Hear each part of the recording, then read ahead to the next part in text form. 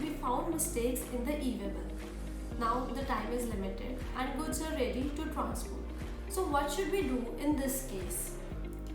Hello everyone, I am Nikita Singhal from Webtel, and in this video I am going to discuss common errors and mistakes in e-waybills before and after the generation of e-waybills and tips to avoid the same errors.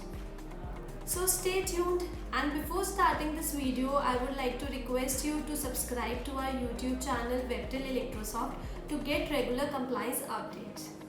Let's start with a discussion on errors and mistakes before generating e-waybill. So now we are talking about errors and penalties in e-waybill. So why e-waybill is required to be correct? Because mistakes and errors in e-waybill can cause heavy penalties and detention of goods also. E-waybill is required because e-waybill helps in tracking every movement of transport and thereby track GST tax evasion. Also, the mechanism of e-waybill is required to ensure that goods being transported comply with the GST law and compliances. And in case of non-compliance, you are required to pay penalties. Your goods can be detained or seized also.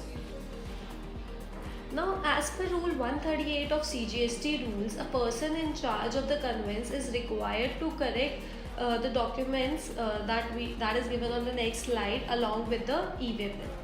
So he is required to carry tax invoice in case of taxable supply of goods, or e-invoice if it's it falls in the requirement of e-invoice compliance, bill of supply in case of exempted goods, delivery challan in case of job work, and bill of entry A, that is legal document filed by importers or customs clearing agents upon the arrival of imported goods. Now, in case we have error in our e-waybill, then what will happen? So, in case we have clerical errors in our e-waybill, only monetary penalty in form of money is required to be paid. That will be a very minor amount, not a big amount. And your goods can also be detained in some cases. That is, the owner of the goods will not be allowed to access the goods by a legal order or notice, or your goods can be seized, that is the actual possession of the goods can be taken by the department. Now we are talking about clerical errors. So some of the clerical errors are error in vehicle number. So there can be possibility that one or two digit of the vehicle number, as you can see on the screen, suppose the vehicle number is DL080923 and in the e-waybill it is written as DL8923, then what will happen? So in this case penalty will be imposed, that is a monetary amount needs to be paid, which is 500 rupees CGST, 500 rupees SGST, and the penalty amount will be 1000 rupees. So in this regard we have a judgment also in the name of Messrs KB Enterprises versus Assistant Commissioner State Taxes and Excise. Next, if we have typographic error, that is, if we have typographic error in the validity of the e-waybill, then it is covered in the monetary penalty, that is a minor penalty. Okay, in this case the department cannot impose detention or seizure. If the validity is expired due to mistake and a heavy penalty is charged by the department, then the same will be refunded to the supplier, and the relevant judgment is given on the screen. Now if we have written incorrect number of the tax invoice, then this mistake is also covered under monetary penalty. Now the cases where detention cannot be imposed.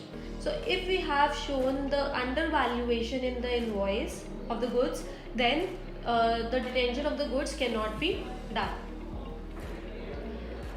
Also, if we have made the wrong classification of the goods, then also detention cannot be imposed. Detention on the ground of the goods on the ground that vehicle took a different route or reached wrong destination.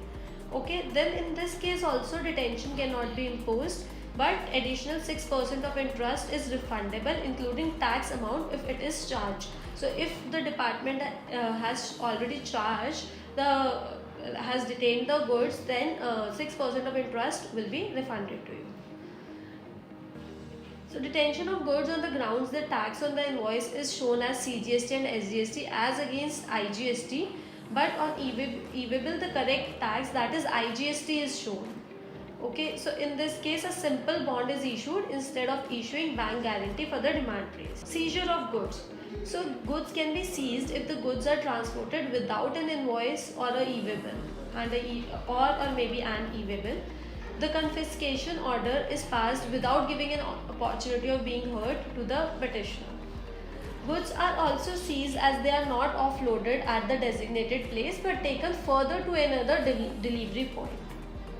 So in all these cases, your goods can be seized. I hope you have understood that department has categorized the penalty and charges before the detention and seizure of goods, but we need to keep all the documents without errors handy with us. Share this video with your colleagues and friends to upgrade the knowledge and understanding.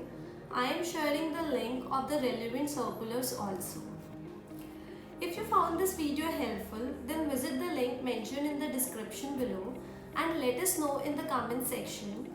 Also, you can comment if you have any doubts. Give a thumbs up and subscribe to our YouTube channel. Next Tuesday, we will be coming up with another interesting video to make compliance better for you. Till then, stay safe and stay tuned with us for better compliance journey. Thank you.